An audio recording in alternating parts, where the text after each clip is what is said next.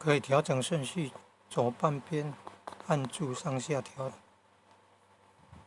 最左边有像素写符号等于长按就可以上下移动位置。孔子来传给颜回，颜回来传，不是，因为颜回早死，然后再传给曾子，曾子再传给孔子的孙子子思，子思再传给他的弟子孟子，孟子之后倒转印度，西方28代到达摩祖师，又回了，又来到广州，来到中国，来到广州，有意度梁武帝，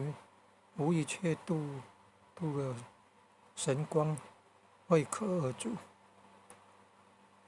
有意度梁武帝不成了，无意度了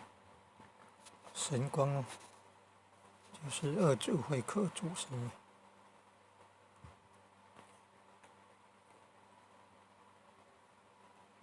第55代黄德辉主神就有李本燕粲雷安李本就是呢，点传时能够传授天命的那个根据